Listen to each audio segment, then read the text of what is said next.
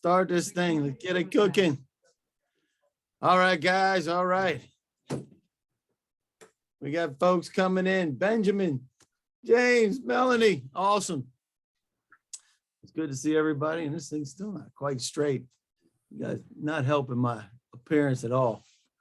All right. There we go. It's great to see everybody.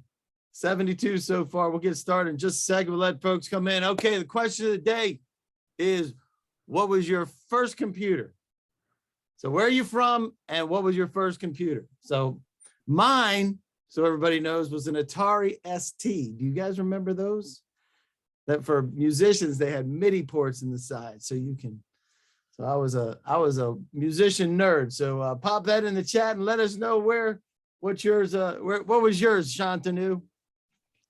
Oh, it was, you'll be surprised, 8088 microprocessor, and I wrote assembly code.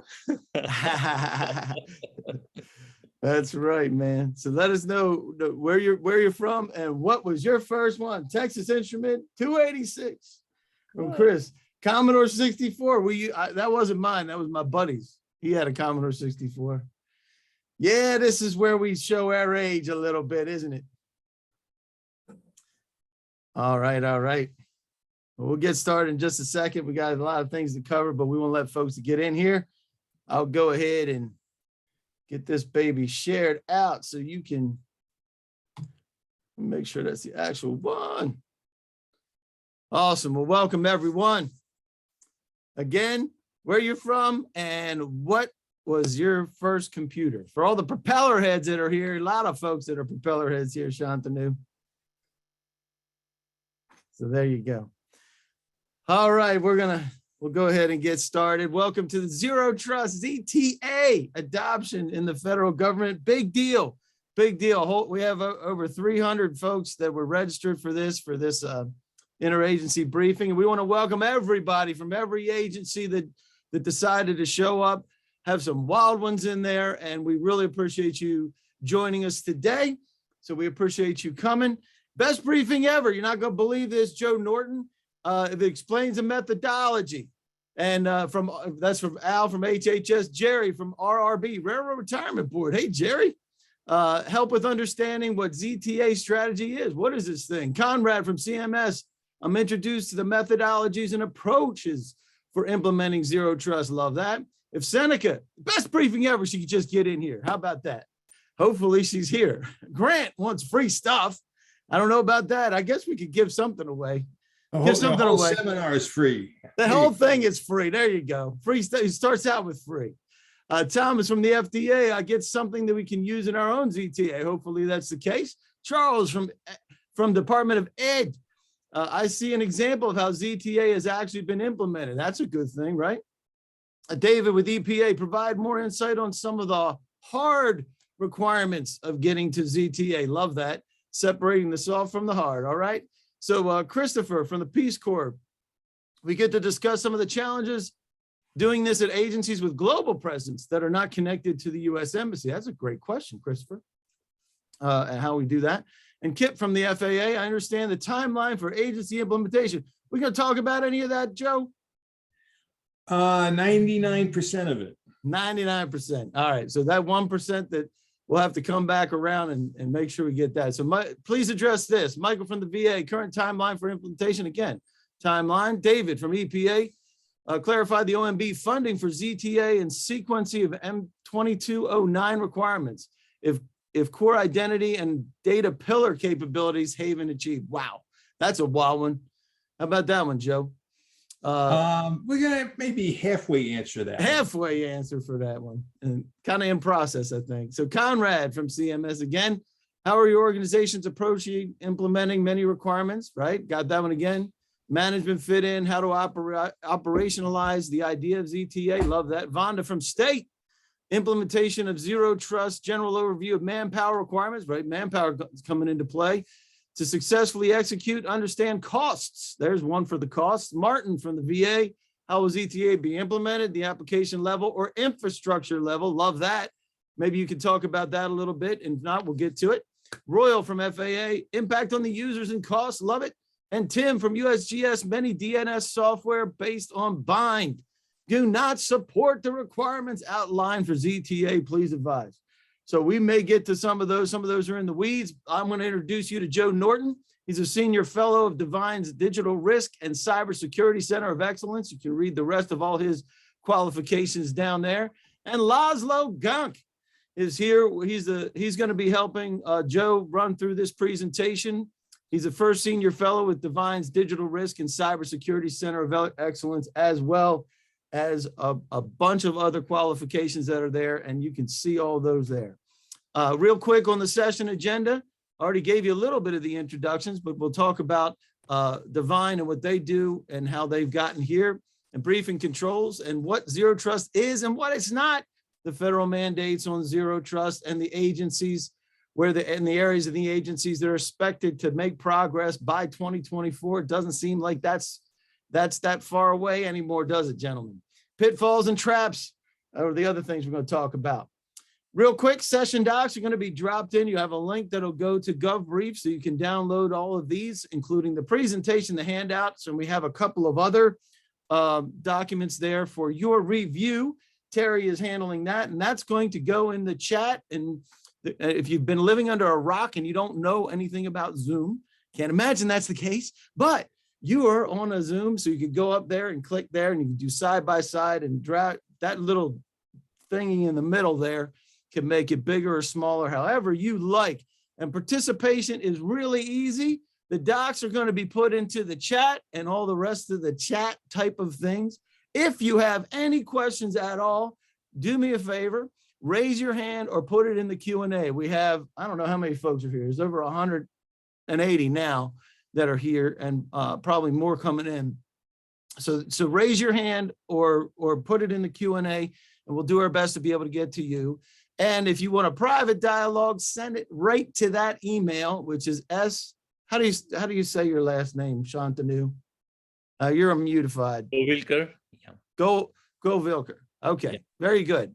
So you can send it there, and we'll keep the conversation going. Quick disclaimer for the legal side of GSA: this event is not affiliated or endorsed by GSA or any other agencies, provided to you for informational purposes only, and so you can participate and dialogue.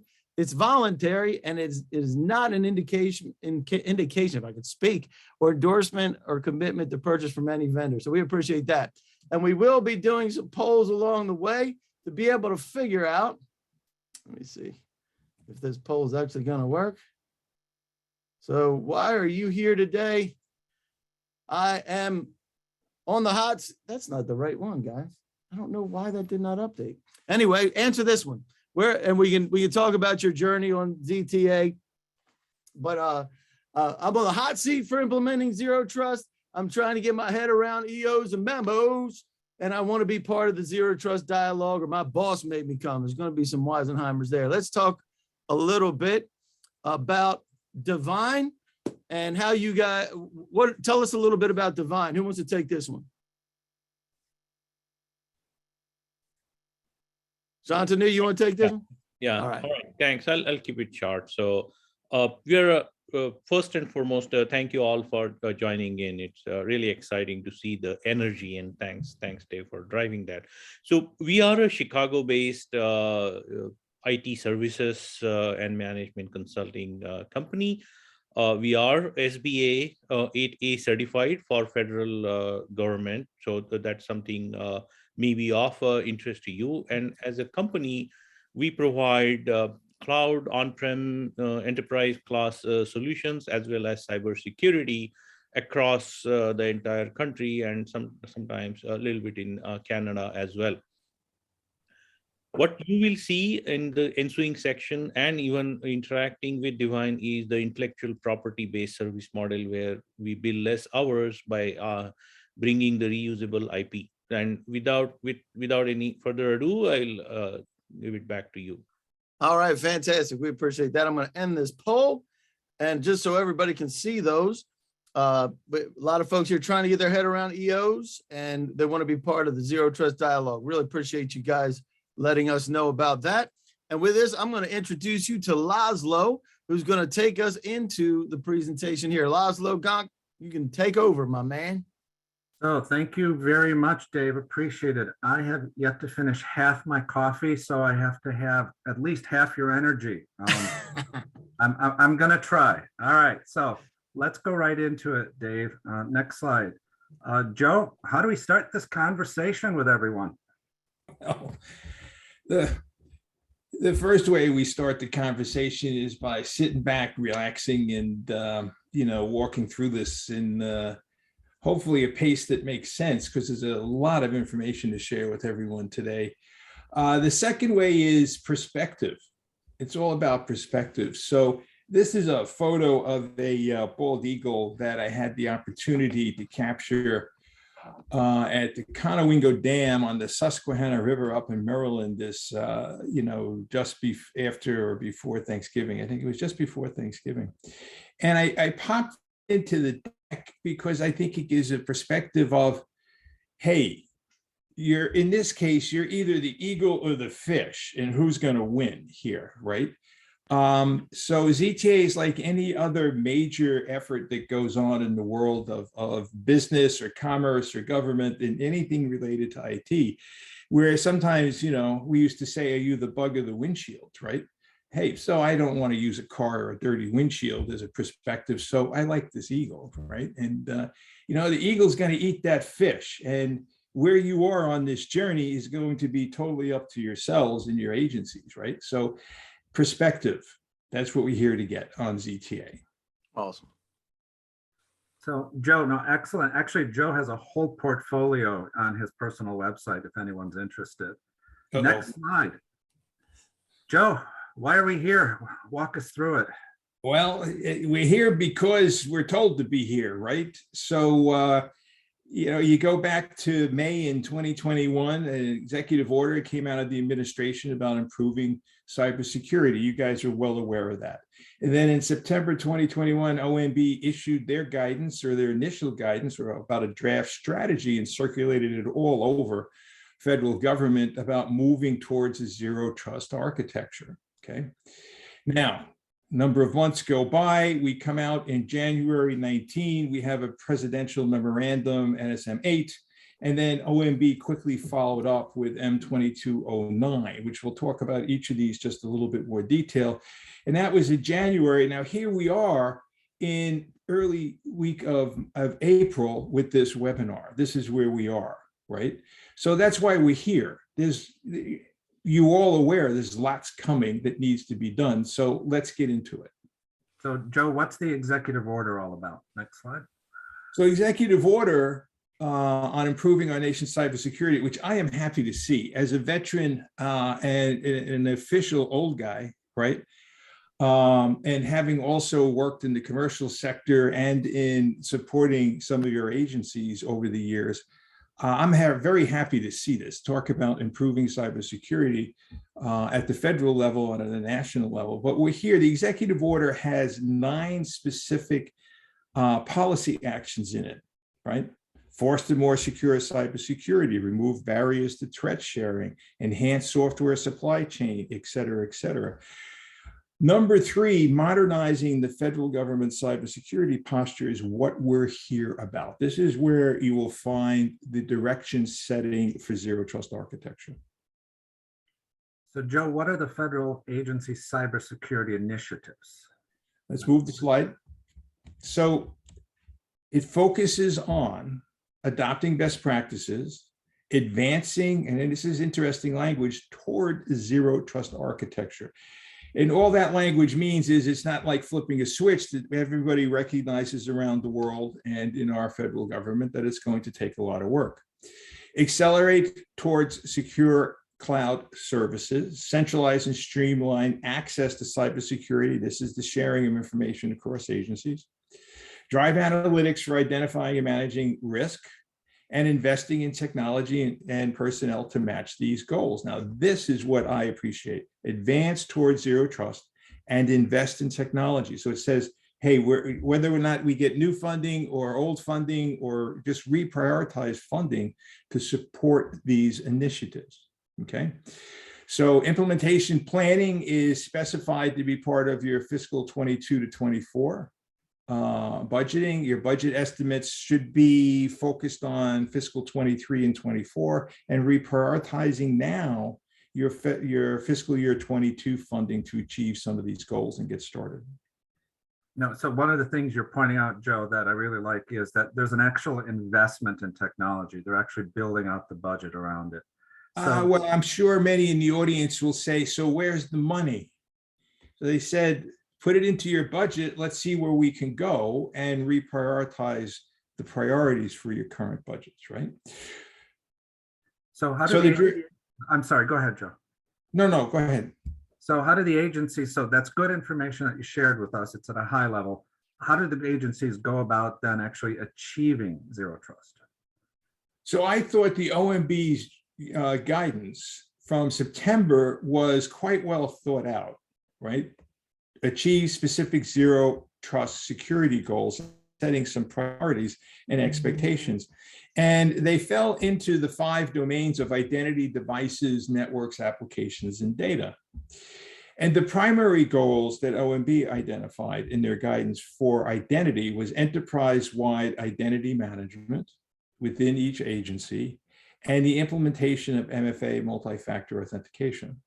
At the device level, either maintain or establish a complete inventory of every device and implement an ability to detect and respond to incidents, security incidents. At the network level, encrypt everything at rest and encrypt in transit. Very interesting. And at the application level, treat every application, whether it's a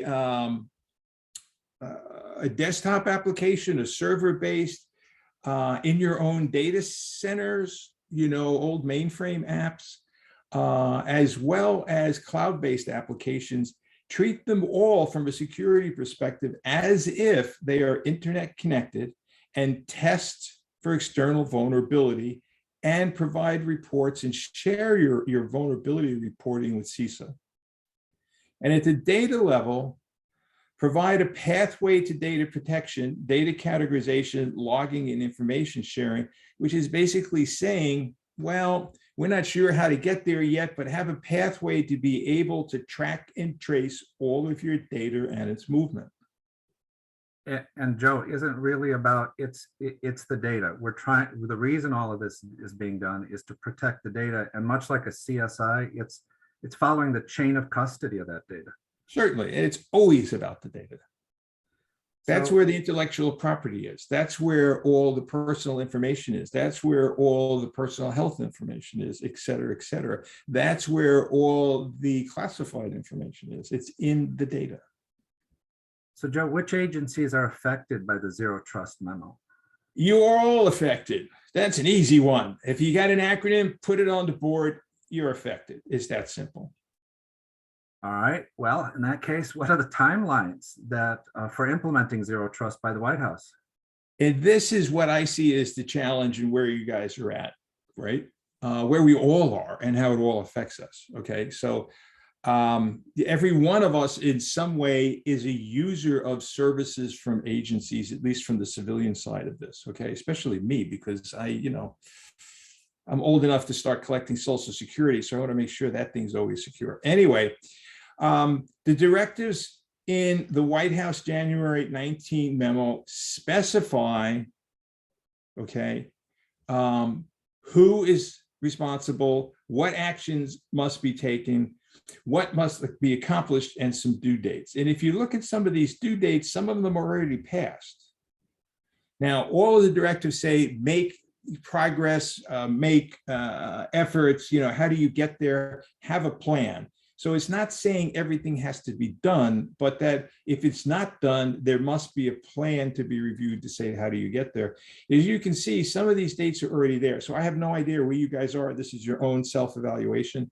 Have you submitted adoption plan? Like, so if I go down within 60 days from the January 19th, the agency had submit the ZTA adoption plan to CNSS. 321, did that occur? I have no idea. There was a whole bunch of initial plans and guidance to be done.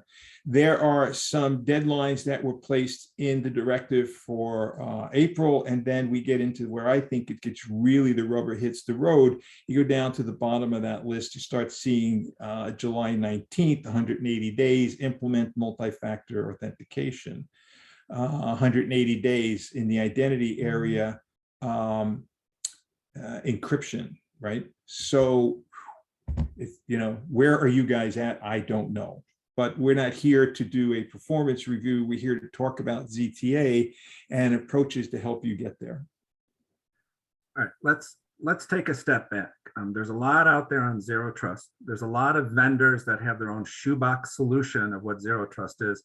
Joe, what exactly is zero trust? Well, zero trust starts as a concept first and then a philosophy, and how you get there can take many, many different paths, right? But NIST Special Publication 800/2007 defines zero trust as a capability to provide least privilege per access request decisions. So if you read the actual text in the NIST publication, it says zero trust provides a collection of concepts and ideas designed to minimize uncertainty in enforcing accurate, least privilege per request access decisions in information systems and services in the face of a network viewed as compromised. So it takes an approach that says you have to assume that you're easily compromised, and the only way to protect yourself is to test for least privilege access, not max privilege access, and not massive all-inclusive access rights. But every time you come in, somebody logs in, test, no matter where they're coming from, internet access inside your network, coming into an application, looking to get to a server, or get to a database, get to a file, whatever it may be, test the righteousness of someone having the rights for that access, and obviously automate it. So Joe, I know you're going to go into this a little bit more detail a few slides down, but essentially, if I understand you, what you're saying is we have to validate or authenticate each device for each user, for each device they use, each session that they log on. Is Yes, that right? absolutely. So, okay, cool. So Joe, if that's what it is, what is zero trust not? Well, the first thing is, it's not a COTS product. You can't buy it out of the box. It's not a vendor solution by itself, okay? It's a collection of implementations to allow you to test and manage identity and access controls, right? It's not a solution for zero-day vulnerabilities. It has nothing to do with the other vulnerabilities that come up that can be taken advantage of by bad actors. And cloud adoption certainly is not equal to zero trust. Cloud is cloud. So all suppliers of cloud services on their administrative side have the same requirements to work with your agencies and implement zero trust as a supplier to you. And zero trust by itself will hopefully, I believe in zero trust, absolutely. It will reduce the incidence, okay, of invalid access and loss, creating security incidences. However, if there is a breach, it will not make you recovery ready. Recovery is a completely different ballgame.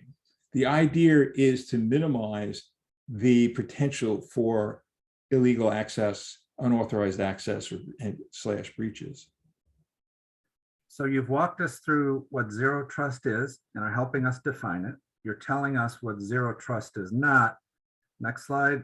Where do we start? As I said earlier, it's all about a philosophy and a culture. You have to think differently. It's about looking at your intentions, your strategic intentions to protect your IT infrastructure and systems, and then embrace a zero trust mindset and philosophy. That's into your design decisions and architectures, and to embed it into your culture from a briefing and a training and an awareness of all your users and all of your suppliers and so on and so forth and subcontractors about why zero trust would be implemented to protect the integrity of your systems and your information. So if we're changing our mindset, embedding our philosophy and putting that into the fabric of our culture, Joe, what are some of the core principles we can use as we do that? Well, at all levels, zero trust is an all-encompassing approach to securing devices, application, network, data, and identity access. If you focus at the policy level on identity-centric policy modeling to control your access, okay? The three core principles of zero trust to ensure all resources are accessed securely, regardless of location.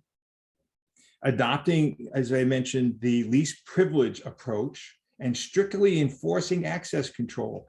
So that means, for example, when you're at your laptop or your desktop or your workshop, your workstation, whatever it may be, and you log into your device, you're logging into your network, you're logging into an application. That means now that zero trust calls for a stringent approach to you log in for your session, and as soon as your session work is over, you're logged out of that access to that application or to that data.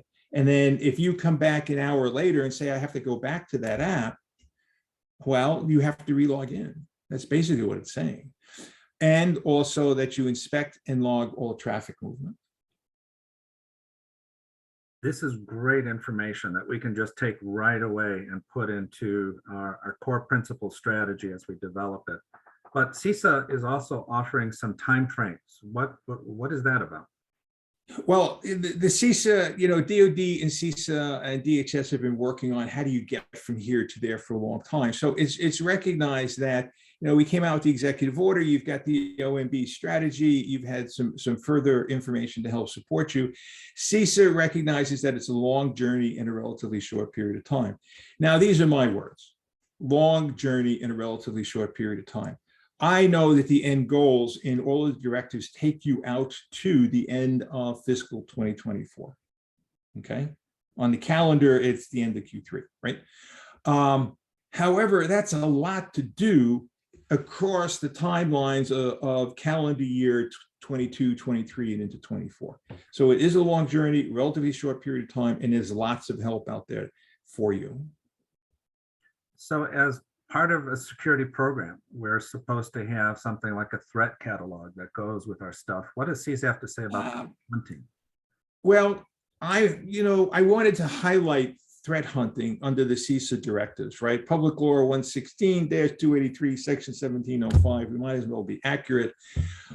Within the overall strategy, threat hunting activities on the federal, executive agencies, networks without prior authorization for agencies. What this means is that CISA will be conducting threat hunting on your networks.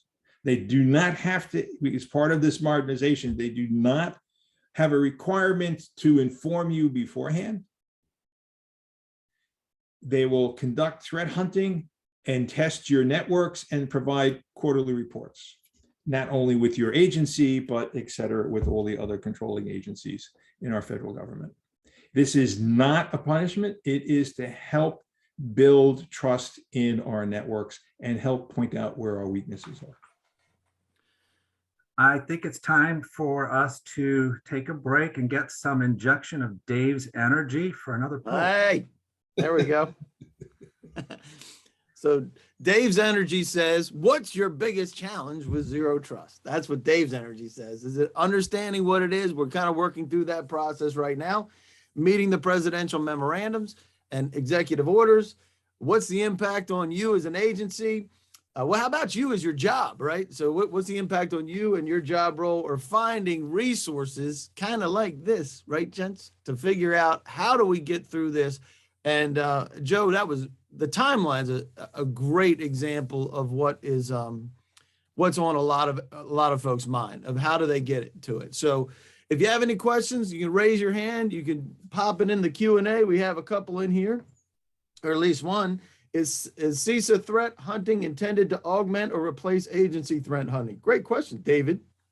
The answer would be no, but as a supplement too. As a supplement too. That's fantastic. And Dave was the only one that had that. And I know for a fact that there's other questions. So let me check the chat. Is it about the zero trust maturity model? Chris is asking. I'm not sure what question that is, Chris Han. If you have any, let's do Ravi. Ravi, isn't this already mandated by FITARA? Is there an agency scorecard that's graded periodically? Also, what is the OMB memo that lays out zero trust? Isn't it already required by OMB at M1902? That was pretty good, Ravi. Yeah, it is. But all of the fit and other, things and guidance that you have still exists. So those questions came up the last time we gave this, and I've got some information at the back end of the webinar on that. Awesome. So we'll get to some of those things. And I'm not sure what you're asking, Chris, about the zero trust maturity model. Is it about the zero trust maturity model? I'm not sure what that is. Well, actually, we're going to get to a little bit of that on some upcoming slides on the maturity model. Okay. Here it is. Chris is clarifying. Is the ZTA core principle come from CISA's zero trust maturity model? Yes. The answer is starting yes. with DoD, adopted and reviewed by CISA, and together we'll put some slides up on the reference architecture. Yep. Coming up, Chris. We got you covered. All right. I think that does it for the. He says, thanks. You're welcome, man. You got one more real quick from Dan. This is not a real quick. Daniel. We're a software vendor with a cloud solution based on zero trust architecture on Azure, but we present this to IT people in both government and large private enterprise. They seem not interested in zero trust. Instead, they send us their 100 question security form asking us whether our data center has sensors on doors or whether our computers have USB ports. How do we best bring zero trust to their attention? Things just like this, Daniel. Yeah, it is. That question. There's a lot to go. I mean, part of the modernization overall points of movement going forward. Well, today we're talking about zero trust. Within the modernization executive order is directives for OMB, et cetera, and GSA to modernize along the way to include all of this. So, and it's really an education, just dialogue like this and continuing the process of dialoguing together, because the timelines are tight, right, guys? Oh yeah. So with the guidance from OMB, with the directives in the executive order for the GSA, et cetera, it all pushes everything towards modernizing along the way to adopt the modernization philosophy, which will eventually update all of those questionnaires on security and fit for software products, et cetera. Yep. And Linda's saying zero trust requires agencies to encrypt all HTTP traffic, including within their environments. Good comment there, Linda. Yep. All right, Laszlo.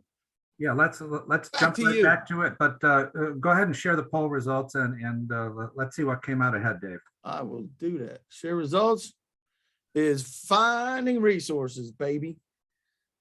So understanding what it is, finding resources, a lot of folks with different things here. So that's fantastic. Okay. Not bad.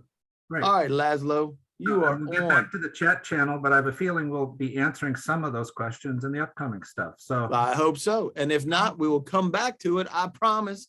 And so let's get back to it. Yeah, and if we can't get to it, we will follow up afterwards. So Dave will capture the questions and we'll do a post-webinar follow-up with everyone as well as best as possible. You betcha. So in the meantime then, Joe, you shared some fantastic information with us, but like anything else that we have to go through, there are challenges to this. What are some of the challenges that you've seen and have had to deal with? Well, there's always tons of challenges, especially when you're talking about such a modernization effort across such a large footprint, if I would, of systems and infrastructure, et cetera. across our federal government agencies, right? So the challenges are implicit trust versus zero trust, right? A lot of people say, we'll get there. It's okay. We test as much as we can. Well, zero trust is absolute. You don't trust anybody, period. Okay. There's a lot of rebuilding and or replace with cloud directives, but the challenge I give you is that cloud does not equal zero trust. Zero trust has to be certified by GSA on what suppliers and clouds actually have zero trust for you before you can place your bet with any particular cloud supplier there. Will massive investments be required? Absolutely. And it's a challenge. As you said, where do I get the resources? And resources always start, we always say, I don't have the people to work on this, whatever. Hey, it always comes down to funding. And I know that. We all know that. And it's about, is there more money? Yes. There's at least directives that say we'll put more money in the pot to be shared across all the agencies. However, you got to go get to them. You got to justify them. You got to have a plan, and you'll also be required to reprioritize your existing budgets, right? It's all about bringing people up to speed on training and skills. And as I said, can you trust your suppliers? Now, when I talk about suppliers, it's just not cloud. All of your contractors, right? All of your software suppliers, all of your equipment suppliers, et cetera. Can you trust them? Are they up to speed? Okay. Is there a consensus on an individual target that says, just do this? No. Implement, remember, we started with, concepts, move to philosophy, embrace. How do you achieve the desired results for zero trust within your agency is dependent on your systems and your infrastructure and how you choose to go about that. So no, there is not a specific maturity model consensus, but we will get today to the reference architectures to use, okay? You're going to require a dedicated program office to track all of your activities against the modernization efforts as well as ZTA. It's all about portfolios of programs and projects. That doesn't go away. It has to be managed and tracked over a long period of time. And there's a matrix of agencies reporting requirements that come along with the executive order and the direction setting. So there's a significant amount of oversight being placed on this. The hardest part in major programs and projects is always about coordination and communications and keeping everything in sync.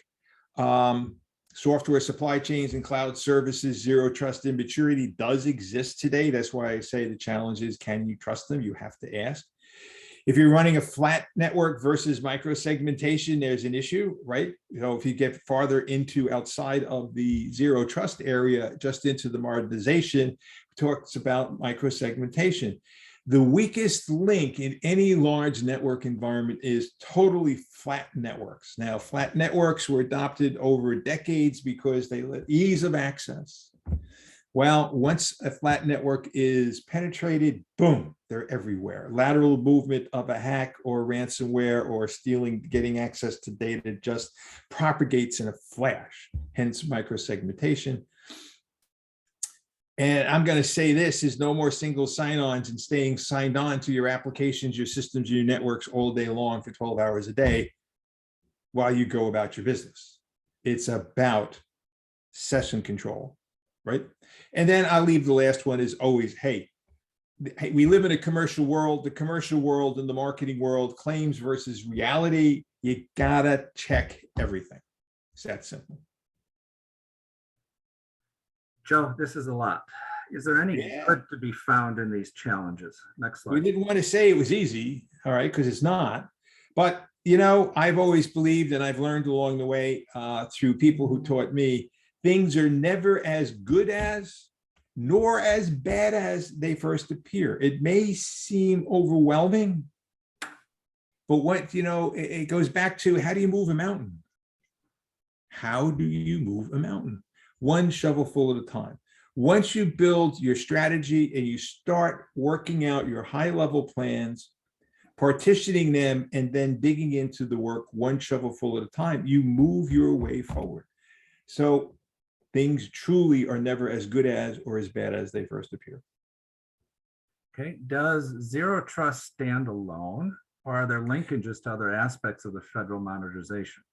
Well, Zero trust has a dependence on having good governance policies and operations discipline to implement it and maintain it, and continuous monitoring, right? So are there dependencies? Yes, yes. As is in the executive orders and the OMB guidance, and just common sense for IT professionals, right? You need to know your assets. You need to know your configurations. You have to maintain your patches, okay, patch management. And then a strict focus on user, process, and machine identity management. Now notice I'm separating these things: user, process, and machine identity management. Now, while we didn't mention it earlier, identity includes process-to-process access, least privileged access of applications talking to each other, users, process, and machine identity access, equipment identity, and then user, process, and machine access management. Now, I separated the two here on purpose because many of the solutions you'll hear marketed or advertised today talk about identity and access management in the same breath. And the flow of managing identity is separate from using identity to control access, which is why I've outlined it here this way. And then segmentation of your networks. Joe, as you said about a minute ago, all of this sounds complicated, and about as complicated as when you led the security for the Olympics. Yeah, yeah. Why don't you share a little bit about your experience of leading complex systems and change? Well, hey, listen, as I said again, the challenge is there's so many moving parts you have to work at organizing and tracking and tracing everything you do. Okay. Now, yes, the Olympics had, it sort of like reminds me of how many moving parts there are. This is on the same scale. When you think of securing the Olympic Games, okay, and one of the ones that I managed was the Rio Olympics.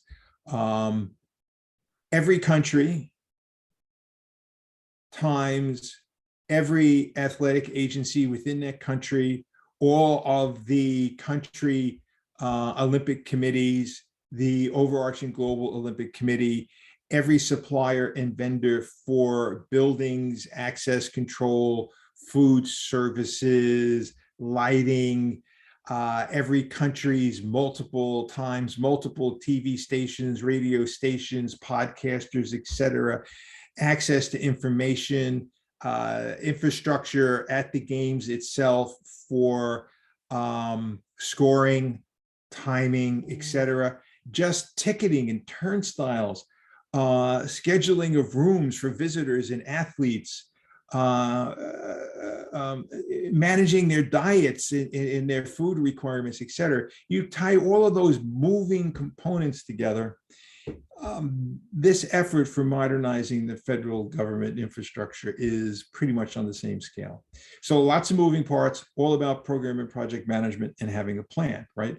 So you're modernizing the enterprise information and infrastructure. It's all about simplifying security architecture as a focus with consistent policies, data management, and non-person identities, as well as person identities. I mentioned that earlier, process and machine, non-person identities, as well as person identities. So DoD has led the vanguard on ZTA focuses on non-person identities and person identities, okay? And this is the source of the DoD's ZTA reference architecture. Move the slide, please. Yeah, so Joe, do we actually have a reference architecture we can use? Yep. Which leads us into the adoption of this with DHS and CISA of a reference architecture maturity model, which was mentioned in one of the questions, et cetera.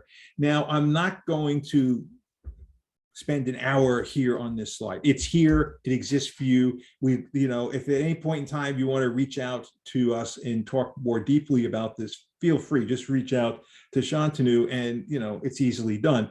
But the focus on it as a reference architecture, as well as the maturity stages of discovery, assessment, baseline, and intermediate implementation and capabilities and controls and advanced exist. It's there for you to use.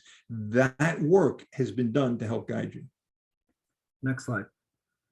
And more deeply, facing the challenge of concepts to reality, what's in the reference architecture goes much deeper. Okay, and again, we could spend an hour on this slide alone, I think, having a dialogue about what it means to you or your individual systems.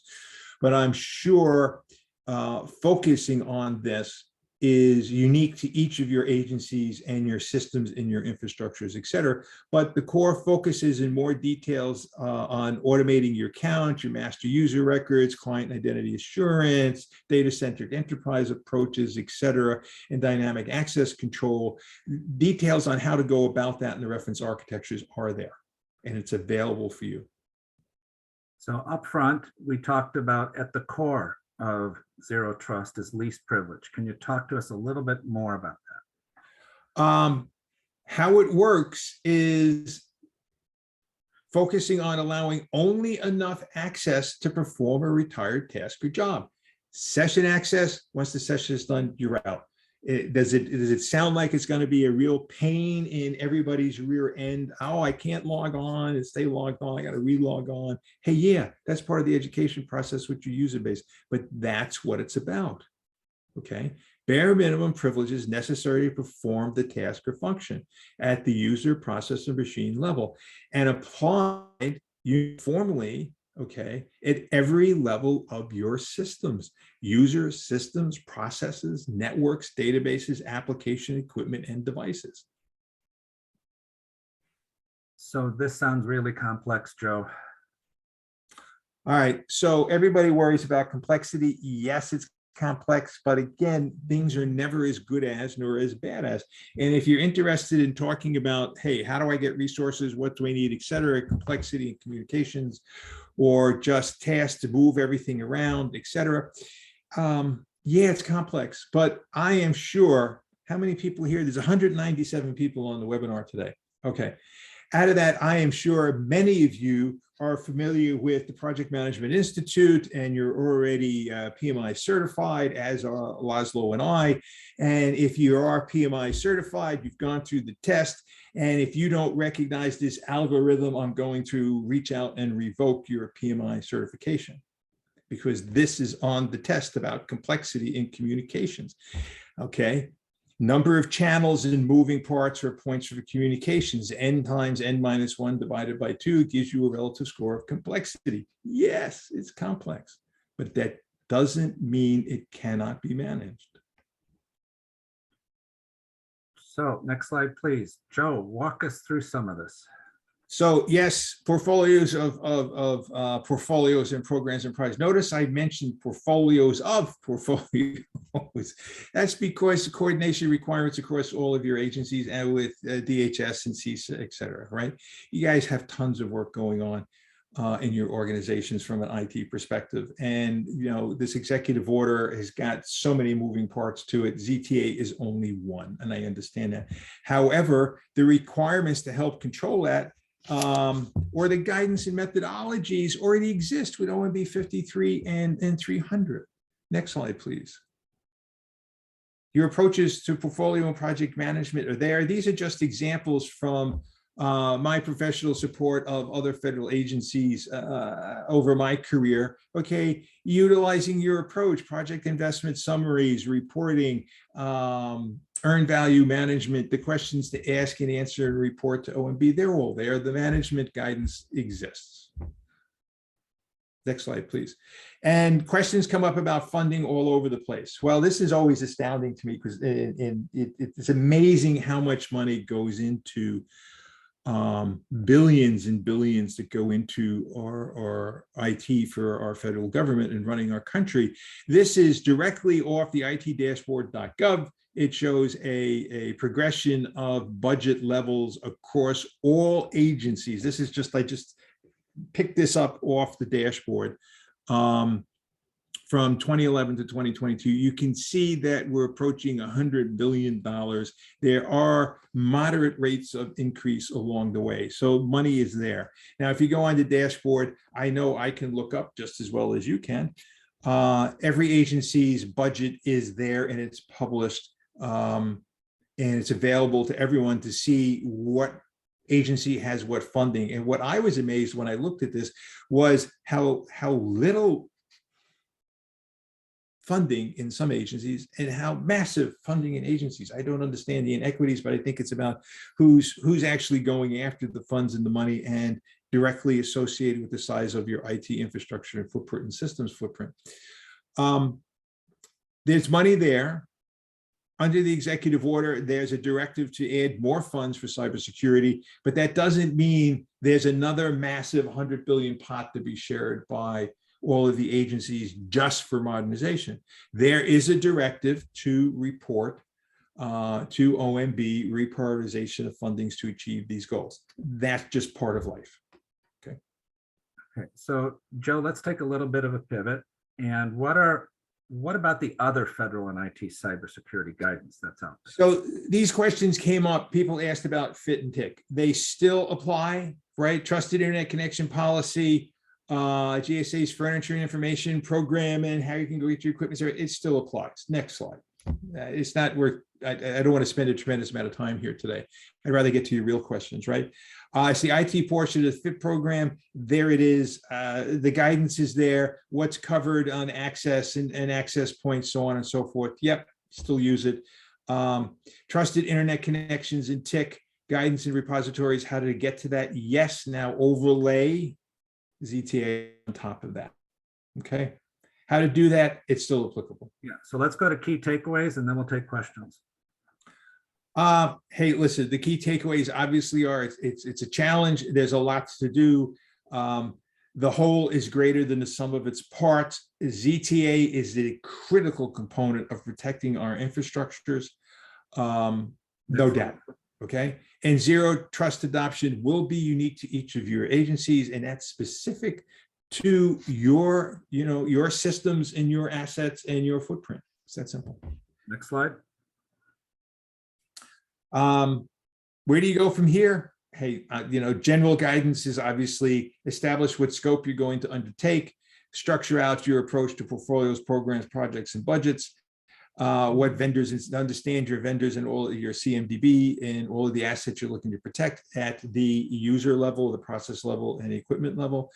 Develop your strategy and then start marching forward towards adoption. Now, in today's webinar, that may seem like a trite statement from me. I understand how much work, we understand how much work goes behind this, but this is really the basics. It's the approach to undertaking any program or project approach to changing information systems. All right, guys. Well, that was a ton of information. Great framework, by the way, laying the foundation. So continuing the conversation, we want to make sure that you get everything that you need in order to be able to do this. And we'll talk, we got questions, a bunch of questions coming. So if you'd like to continue the conversation with Joe and Laszlo, goes through Shantanu, will help connect that there, and we'll make sure that you get what you need. If you want to discuss it within your agency, or if you want to discuss something else, that's fine. We want to make sure that, and let us know your urgency level, and we'll make sure you get what you need, right, gents? And so we got a ton of stuff here. So I'm going to go to the Q&A first. So David, again, from NIST SP 800 to 207 architecture approaches, seeing enhanced identity governance using microsegmentation, using network infrastructure and software-defined parameters. Love all those. And any thoughts on using one or a combination or of those approaches? So wow, that's a big one.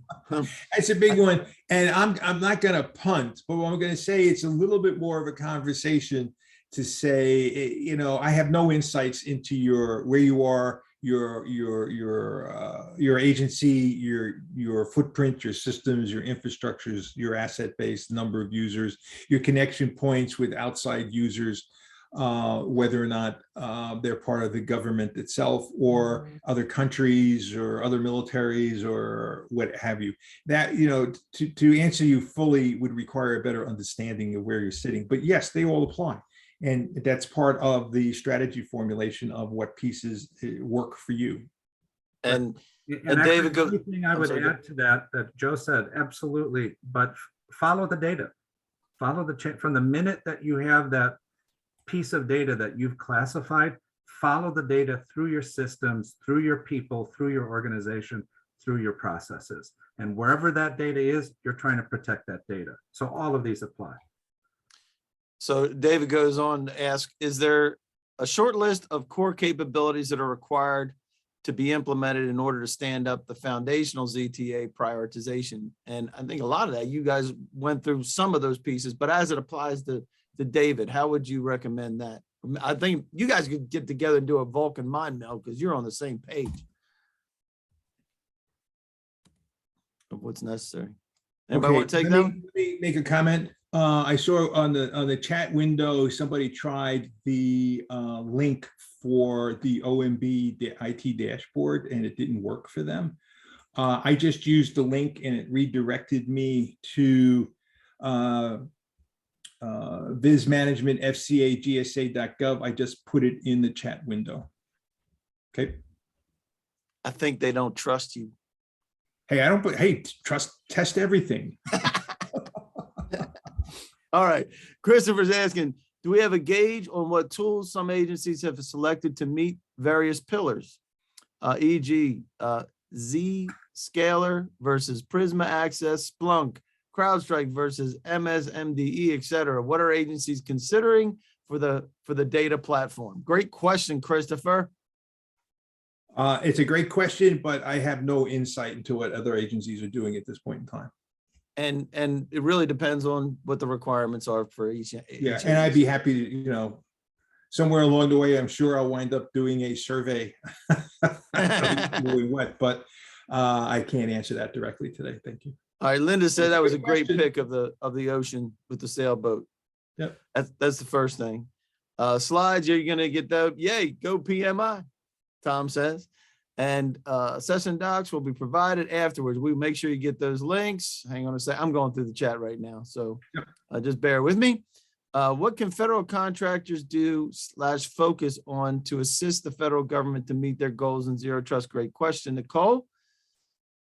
Keep bringing the good information, I think, is one thing. Wouldn't you say, Joe? Well, I would tell anyone who's out there in an organization that's as a supplier to the federal government, is the first place you start is you adopt all the principles of the executive order for your own company first. Do it for yourselves first before you offer changing somebody else in the federal government. Gotcha. You're going to be part of that third-party risk assessment when it comes down the road. Yep. Yep. And Thomas Murphy, is that Thomas Murphy from VBA? If it is, good to see you, man. It's been a while. Okay, so there's a bunch of folks that have answered the poll. I think I got through all of those there. Is there any other questions before we jump in? I got a couple that were lingering from the past that we can take a look at. And do you cover these? Zero trust architecture is a subset of zero trust. Does zero trust include, it's hard for me to read this one, it's coming in. Does zero trust include specific security requirements that we should include in our future network and end user device procurements? Yep. Yep. And again, when you start talking about device procurement, GSA has the responsibility to update the guidance on what equipment suppliers and vendors, et cetera, will meet the requirements of the executive order. Yep. And keep in mind what Joe has repeatedly said throughout this presentation. It goes back to the core least privilege principle, that for each device, that is, the device itself needs to be authenticated, for each user needs to be authenticated, and that they're allowed to use that device to each session. So whatever is architected, whatever systems you have to have in place, it's around beginning with that and then building out around the other core principles. And it sounds, you know, overwhelming. Please, I'm holding my eyes because I'm going, oh God. Okay, it sounds overwhelming. Listen, in your infrastructures, I am pretty sure you're already doing equipment to equipment, process to process authentication. Okay, because that's how you establish the links when the systems start up, et cetera. I know it's embedded in there. Okay, however, it's the implementation of zero trust. And once the session is over, shutting off the access instead of leaving it running 24 hours a day. Okay, so it's not like you're starting from scratch. So I think we got most of these guys. Current timeline for implementation, OMB funding. There's a lot of that we don't know quite yet, but it is being mandated by Congress as well. So that certainly helps, right? Organizations' approach to implementing, we talked about that. Federal agencies implemented challenges and lesson learned. We didn't get a whole lot of those, but if there's some dialogue that can happen here of other folks, that'd be great. How ZTA implemented, impact on users and cost. And I have a couple other ones here. Give insight in the plans of what was done to mitigate risks found. Also identify risks and issues. And they're looking for OMB feedback. I don't know that we have that yet from Margaret from the VA. No, I'd have to look at the risk stuff separately. We didn't focus on that in preparation for this webinar. But happy to follow up, please, with anybody. I'd like to go back, if I may, Dave, quickly. There was a point of please address, or one of the questions early on, I took a note. One was global presence. We're not connected to an embassy. The requirements are the same. There's nothing to change anything about implementing ZTA, et cetera, because you're connected or not connected to an agency, or if you're connected to another government systems or another military or another supplier in another country or anything else. It's about session control. It's about user identity, access management, and controlling the sessions for users, process, and machine connections. If you implement them and you test and validate the righteousness of that access request, no matter where it comes from in the world or across another network or boundary, then you're meeting the guidance for ZTA. Okay. Love it. And Charles from BLS, how zero trust impacts Windows authentication, if at all?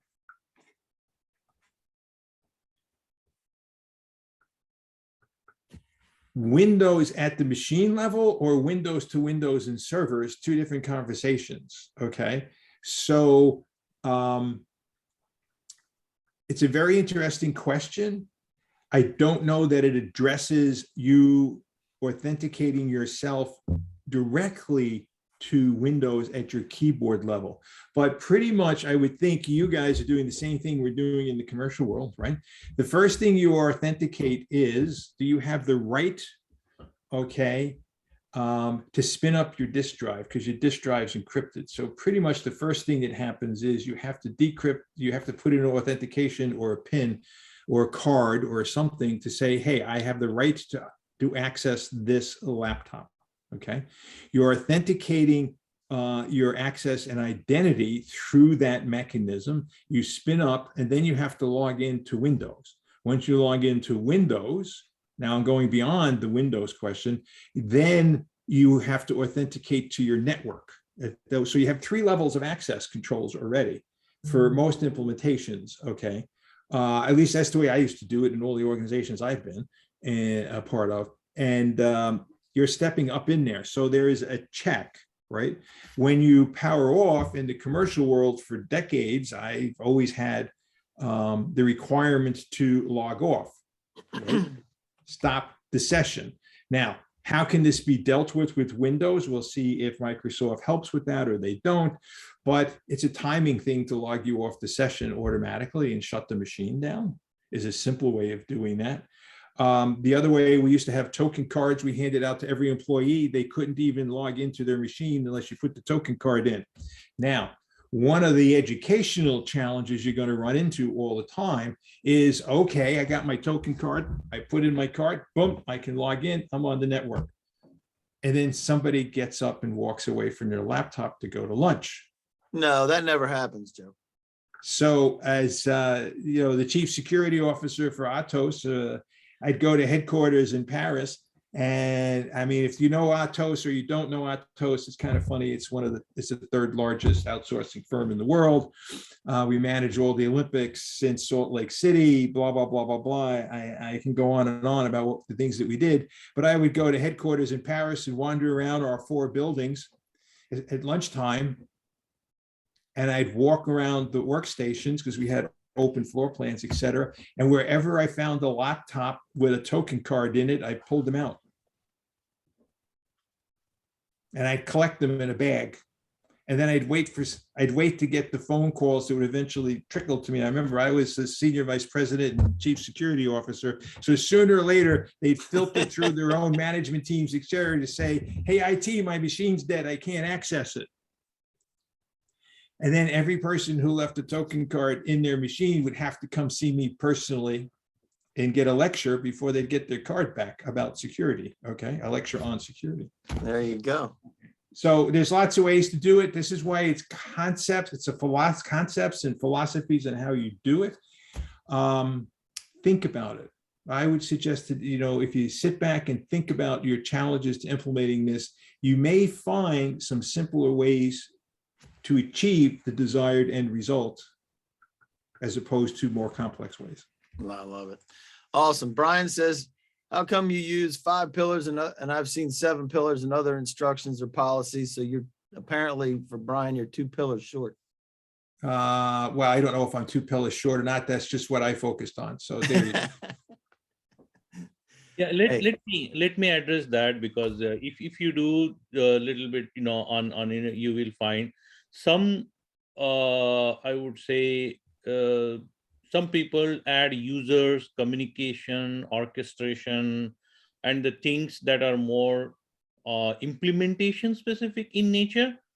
If we go to the bottom of the White House memo and the executive order, the taxonomy of zero trust architecture is on very much these 5 pillars. Those 5, yes, absolutely. And that is key.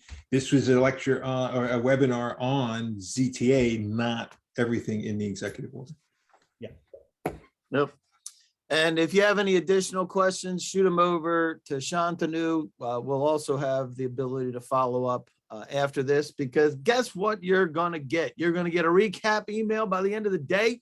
I'll have the presentation, all the links to the session docs, link to this video right here. And if you want to continue the conversation, there's a link to reach out to Shantanu to continue the dialogue, because that's what it's all about. And we're a couple minutes behind, but I tell you what, guys, that was fantastic. Great information, very deep. Really appreciate you, Joe and Laszlo. Great job of handling the whole thing. And please, anybody who wants to reach out to just, you know, hey, ask a question, a further question, or what have you, to either myself or to Laszlo, Shantanu's email is there just so that you don't have 5 emails to respond to or reach out to. That's all it is. So please feel free. We love talking to people. Our networking connections around the world are quite large. The world's a lot smaller than you think it is. So it was our pleasure to be here today. That was awesome. Glad to be here. Yeah, great job, guys. Again, you can reach out directly to Joe, direct to Laszlo, reach out to Shantanu. Shantanu will be responsible for coordinating within your team if you want to continue the conversation. Anybody that responded to that poll that said they'd do that, that's the first step that's going to happen. So you can expect that to happen very shortly. And again, great job, gentlemen, and helping to solve the problems, certainly for each of us to deal with the security issues that we have and the bad actors in the world. So we appreciate you guys. Thanks, Joe. Thanks, Laszlo. Okay, guys. Yep.